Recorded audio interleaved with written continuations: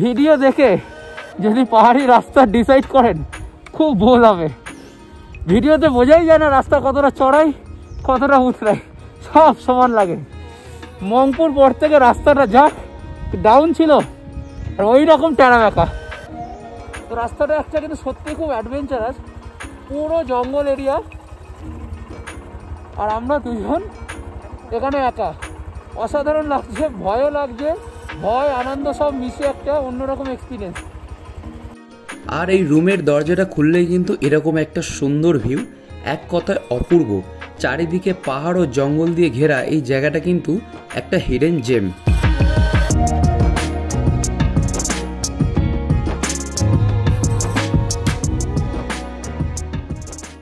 Good morning, আজকের date হচ্ছে 15ই March 2024। এখন বাজে সকাল 7:30। আর আজকে আমাদের দার্জিলিং ছেড়ে চলে যাওয়ার পালা। আর আজকে আমরা যাচ্ছি কালিম্পং ডিস্ট্রিক্টে পাবং বলে একটা অফবিট গ্রাম। তো গুগলে দেখাচ্ছে 65 কিলোমিটার আর সময় লাগবে 2-2.5 ঘন্টা। একটু সকাল সকালই বেরোবো। তো আমরা হোমস্টে থেকে বেরিয়ে ঘুম ক্রস করে জোরবাংলো থেকে হিলকার্ট রোড ছেড়ে লেফটে যে রাস্তাটা যাচ্ছে সেটাই উঠলাম। এই রাস্তাটার নাম গুগলে দেখাচ্ছে পেশক রোড বা ঋষি রোড। এই রাস্তাটাই সোজা লামাহাটা পেশক হয়ে তিস্তা যাচ্ছে। তো আমাদের প্রাইমারি প্ল্যান ছিল আমরা এই রাস্তা ধরেই তিস্তা অবধি যাব, তারপর তিস্তা ব্রিজ ক্রস করে ওখানে কালিম্পংয়ে আমরা ঢুকে পাবং যাব। কিন্তু আমরা বেরোনোর সময় আমাদের হোমস্টে যে পাবং হোমস্টের দাদা মিস্টার কেওয়ালকে ফোন করেছিলাম। ওনাকে এই রাস্তাটা বললাম যে আমরা এই রাস্তা ধরে যেতে চাই, কিন্তু উনি আমাদের কথা শুনে সম্পূর্ণ অন্য একটা রুট আমাদের সাজেস্ট করলো, যেটা আমার একদমই জানা নেই। অ্যাকচুয়ালি আমি যেখানে যাই বা যেই রুটে আমি রাইড করি আমি সেইটার ব্যাপারে খুব ভালো করে আমি সেই রাস্তার একটা অফলাইন ম্যাপ আমি বানিয়ে নিই, মাথার মধ্যে ছকে নিই যে কী কী রাস্তা পড়বে, কোন কোন স্টপেজ পড়বে, যাতে ম্যাপ না চললেও আমার কোনো রকম অসুবিধা না হয়। তো আমার এই রাস্তাটা এইটা একদম মাথায় ছকা ছিল, কিন্তু হঠাৎ করে উনি এখন বললেন যে মংপু হয়ে আসতে, যে উনি বললেন লামাহাটার পর থেকে তিস্তা অবধি এই রাস্তাটা নাকি একদম স্টিপ খাড়াই।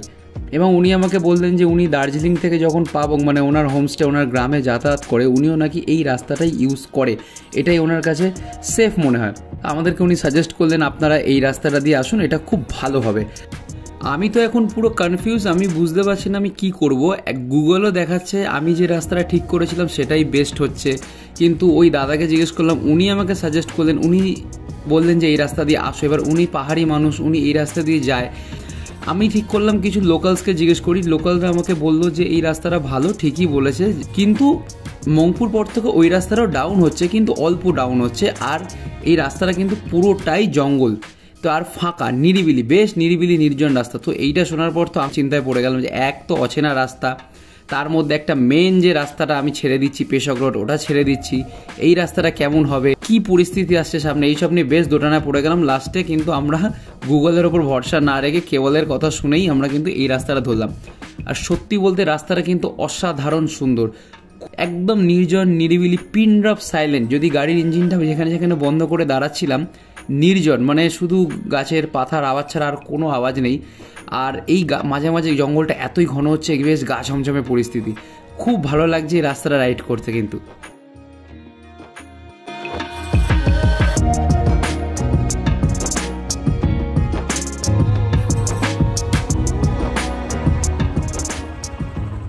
আমরা এখন যাচ্ছি তিস্তা। তো আমরা 3 মাইল থেকে ডান দিক নিলাম, যে একটা রাস্তা আছে মংপু, একটা রাস্তা আছে সোজা লামাহাটা, আর একটা বাঁদিকে দাওয়াই পানি। তো আমরা মংপুর রাস্তায় আছি, মংপু হয়ে রামবি হয়ে আমার কালিম্পংয়ে আমাদের যে হোমস্টে সেখানে যাব। তো এই রাস্তাটা পুরোটাই জঙ্গলের মধ্যে দিয়ে, আর টোটালটাই কিন্তু নাবাক। তো রাস্তাটা একটা কিন্তু সত্যিই খুব অ্যাডভেঞ্চারাস, পুরো জঙ্গল এরিয়া, আর আমরা দুজন এখানে একা। অসাধারণ লাগছে, ভয়ও লাগছে, ভয় আনন্দ সব মিশে একটা অন্যরকম এক্সপিরিয়েন্স। আর এই যতদূর আমরা এলাম, এই আমি রাস্তার কন্ডিশনটা নিয়ে এতটাই ইমপ্রেসড, এত সুন্দর ওয়েল মেনটেন রাস্তা, ভালো করে রাস্তায় মার্কিং দেওয়া, লেনের মার্কিংগুলো করা, এবং এই রাস্তায় যদি আমি গুগল ম্যাপস ছাড়াও আসি আমার মনে হয় না কোনো অসুবিধা হবে। এত সুন্দর মার্কিং করা, তিস্তা কত কিলোমিটার, রামভি কত কিলোমিটার, মাংপু কত কিলোমিটার, প্রত্যেকটা জায়গার একদম সুন্দর, প্রতি কিলোমিটার পর পরে এত ভালো করে মাইলস্টোন দেওয়া ছিল। আর রাস্তার কন্ডিশন এত সুন্দর, স্মুথ রাস্তা। হ্যাঁ, পাহাড়ি রাস্তা, আঁকা পাকা ডাউন, যেমন তো ওটা পাহাড়ি রাস্তার ক্যারেক্টার, কিন্তু সত্যি কথা বলতে এই রাস্তাটা মিস্টার কেওয়াল আমাদের বললো, এবং সত্যি যত যাচ্ছি মানে একটু একটু করে কনফিডেন্স গেন হচ্ছে, রাস্তাটা দেখে ভালো লাগছে। আর সত্যি ভাবছি হ্যাঁ, মিস্টার কেওয়াল বলেছে যখন কথাটা একদম ঠিকই বলেছে, রাস্তাটা কিন্তু সত্যি খুব সুন্দর। এই রাস্তায় যে জার্নিটা মানে একটা অ্যাডভেঞ্চারাস জয় রাইডের মতো লাগলো আমার কাছে। মনে হচ্ছে কোনো রকম আমরা পার্কে, যেমন আমরা নেচার পার্কে জয় রাইড করি ওরকম। দুদিকে ঘন জঙ্গল, ট্যুরিস্ট গাড়ি একটাও দেখিনি, যা দেখছি প্রাইভেট গাড়ি, নিজেরা এখানকার পাহাড়ি লোকরা চালিয়ে যাচ্ছে বাইক গাড়ি, তাও হাতে গোনা কয়েকটা। তোমরা দেখতেই পাচ্ছ ভিডিওতে, প্রায় অলমোস্ট এই পুরো জঙ্গলটার মধ্যে দিয়ে আমরা একাই রাইড করছি, আর কেউ নেই। আর আজকের ওয়েদার ফাটাফাটি, রোদ ঝলমলে। হয়তো মেঘলা কুয়াশা থাকলে এই রাস্তাটা আরও অন্ধকার হয়ে যেত, তখন আরও একটু ভয় লাগতো, যখন আমাদের সঙ্গে সীমানা, লেপচা জগৎ, মিরিকের ওখানটা হয়েছে। কিন্তু আজকের ওয়েদার একদম পারফেক্ট, রোদ উঠেছে, ঠান্ডা ঠান্ডা হাওয়া দিচ্ছে।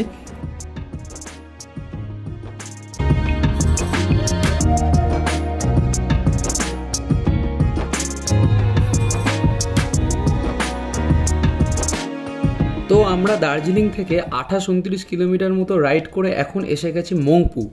মংপু কিন্তু দার্জিলিং জেলার একটা সুন্দর ছোট্ট পাহাড়ি গ্রাম, ওই অ্যাভারেজ অ্যালটিটিউড ওই 3700-3800 ফুট মতো।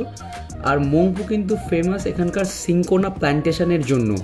আর এখানকার ম্যাক্সিমাম লোকের এই জীবন জীবিকায় সিঙ্কোনা প্ল্যান্টেশনের ওপরই নির্ভর করে। আর মংপুর প্রাকৃতিক সৌন্দর্যে মুগ্ধ হয়েছিলেন স্বয়ং কবিগুরু রবীন্দ্রনাথ ঠাকুরও।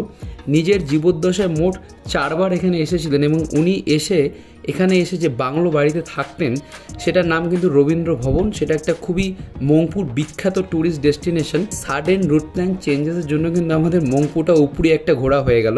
সত্যি এখানকার প্রাকৃতিক সৌন্দর্য, এখানকার নির্জনতা এতটাই আকৃষ্ট করলো আমাকে, আমি নেক্সট টাইম যদি নর্থ বেঙ্গল আসি আমি এখানে একদিন ভিজিট করবই। আর মংপুটা ক্রস করতেই কিন্তু রাস্তাটা খুব খারাপভাবে নিচের দিকে নামছে।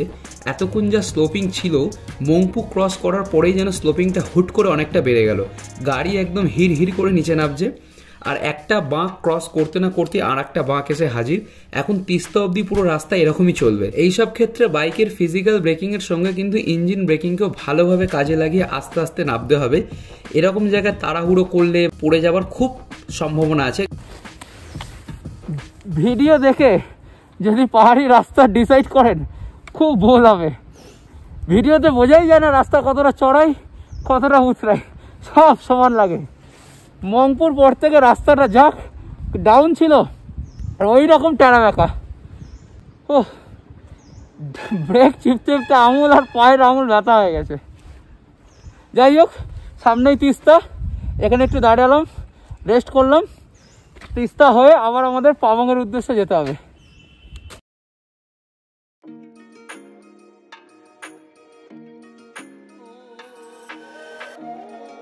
এখন আমরা আছি রামভি বলে একটা জায়গায়, সামনেই তিস্তা বাজার আর তিস্তা ড্যাম পড়বে। তার আগে এখানে দাঁড়িয়েছি ব্রেকফাস্ট করবো বলে, খুব খিদা পেয়ে গেছিল। তো এখান থেকে আমাদের ডেস্টিনেশন যে পাবং হোমস্টে সেটা দেখাচ্ছে 1.5 ঘন্টা 30 কিলোমিটার। তো এখানে একটু খাওয়া দাওয়া করে আমরা তিস্তা ড্যাম হয়ে ক্রস করে কালিম্পংয়ের দিকে যাব, আমাদের লোকেশনের দিকে।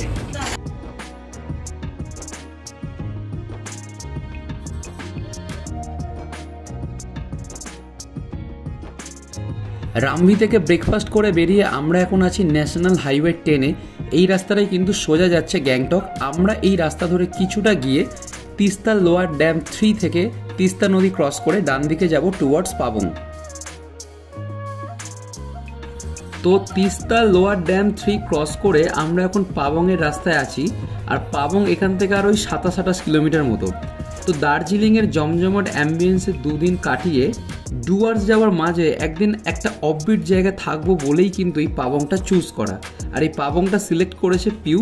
আমার পছন্দ ছিল পানবু, বাট শেষমেশ বউয়ের কথাই শুনতে হলো।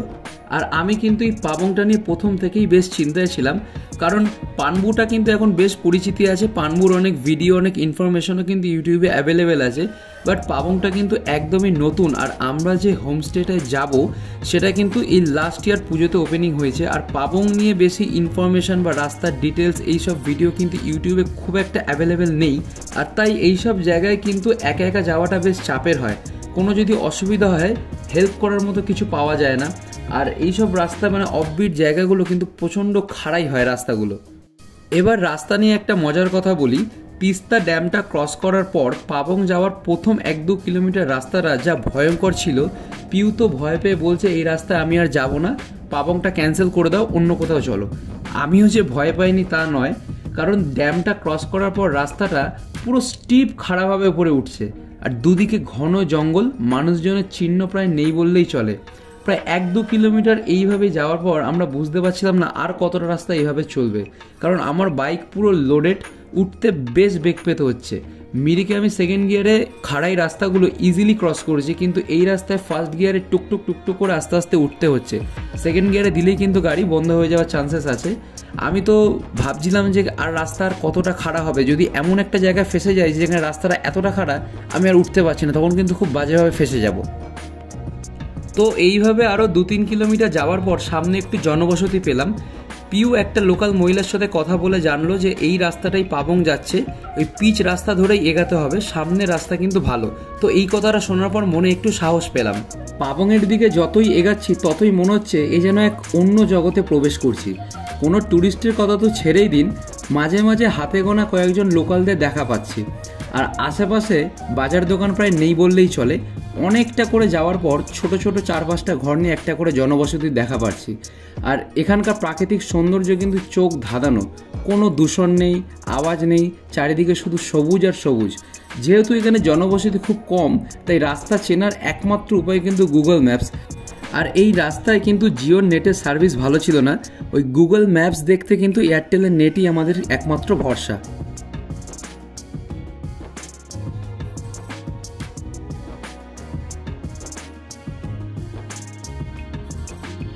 আর এই পাবং যাওয়ার রুটের একটা মেন পয়েন্ট হলো বা মেন জায়গা হলো কিন্তু সামথার। এই সামথার একটা ছোট্ট পাহাড়ি জনপদ। এই সামথারটাকে টার্গেট করেই কিন্তু আমরা এগিয়ে যাচ্ছি। লোককে জিজ্ঞেস করে করে গুগল ম্যাপে সামথারটাকে আমরা লোকেট করতে করতেই যাচ্ছি। এই সামথার থেকে কিন্তু পানবু, পাবং, কালীঝোড়া, শিলিগুড়ি যাওয়ার রাস্তা সব ভাগ ভাগ হয়ে যাচ্ছে। পানবু দ্বারা কিন্তু খুব পাবংয়ের খুবই কাছে। আর এই সামথার থেকে আমরা আবার এগিয়ে যাব পাবংয়ের দিকে।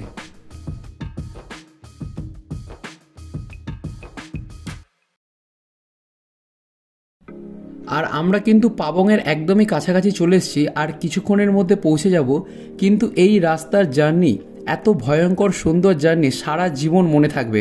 ওই কথায় বলে না, dangerous road often leads to beautiful destination, ঠিক এটাই হলো। এত সুন্দর রাস্তা, আশা করি যেখানে পৌঁছাবো সেই জায়গাটাও খুবই সুন্দর হবে। ঘড়িতে বাজে ঠিক 1:30 আর আমরা এসে গেছি আমাদের গন্তব্য পাবং হোমস্টে। আর হোমস্টেটা এত সুন্দর নিরিবিলি, এত কষ্ট করে এখানে পৌঁছানোটা কিন্তু সত্যিই সার্থক হলো। আর এই হলো আমাদের কটেজ। কটেজগুলো শেপগুলো কিন্তু খুব ইউনিক, দেখতে খুব ভালো লাগে। আর কটেজের সামনে একটা ছোট্ট ব্যালকনি আছে। আর এই হলো কটেজের ভেতরটা। ভেতরের কাজগুলো কিন্তু পুরো কাঠের করা, বেশ বড়, পরিষ্কার পরিচ্ছন্ন ছিমছাম ঘর। আর বাথরুমগুলো কিন্তু বেশ বড়, নিট অ্যান্ড ক্লিন।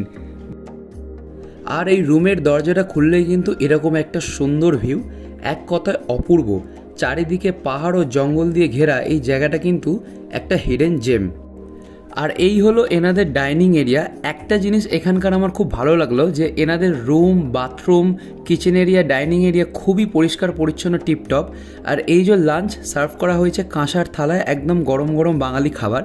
খাবারের কিন্তু কোয়ান্টিটি ভালোই ছিল, কিন্তু টেস্ট আরেকটু ভালো হতে পারতো। তো যাই হোক, এরকম একটা অ্যাম্বিয়েন্সে জমিয়ে লাঞ্চটা সারলাম। এবার একটু রেস্ট নেওয়ার পালা। শহরের কোলাহল, কাজের ব্যস্ততা থেকে মুক্তি পেতে পাবংয়ের মতো একটা জায়গা কিন্তু একদম পারফেক্ট। প্রিয়জন কিংবা বন্ধুবান্ধবের সঙ্গে 2 দিন এখানে কাটাতে খুব ভালোই লাগবে।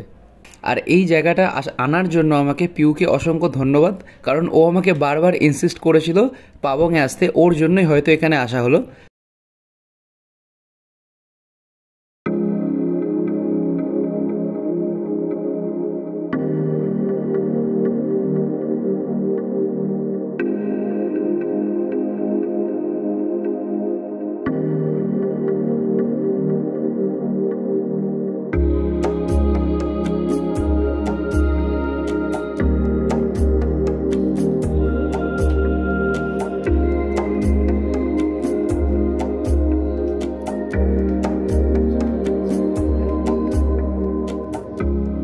দেখতে দেখতে প্রায় সন্ধে হয়ে এলো, আর সন্ধেবেলায় এই টিমটিমে আলোয় কটেজটাকে দেখতে কিন্তু খুব মায়াবী লাগছে।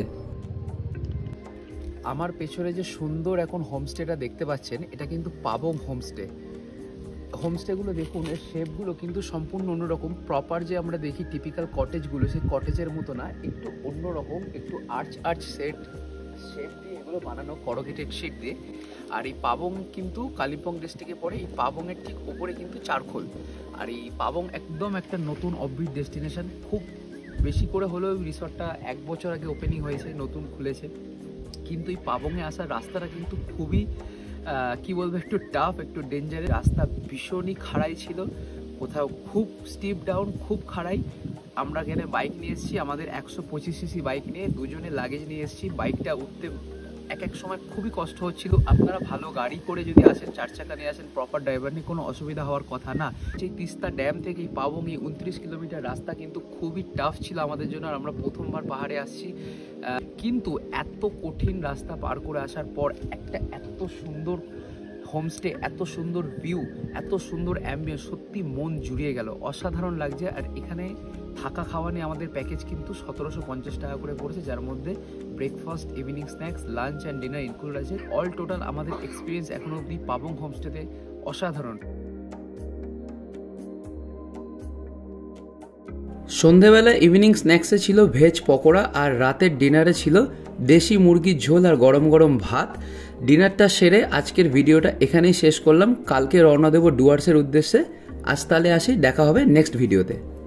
এই পাবং থেকে পানবু কালীঝোড়া যে রোডটা ছিল আমাদের কাছে খুবই চ্যালেঞ্জিং। এই 11 কিলোমিটার রাস্তা এতটা অ্যাডভেঞ্চারাস, এতটা চ্যালেঞ্জিং, এতটা ভয়ঙ্কর ছিল আমাদের কাছে। রাস্তাটা পুরো স্টিপ, খাড়াই আর কন্টিনিউয়াস বাঁক।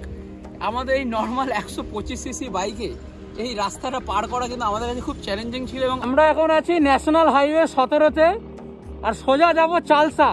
আর পাশে এত সুন্দর চা বাগানের একটা ভিউ, অসাধারণ লাগছে।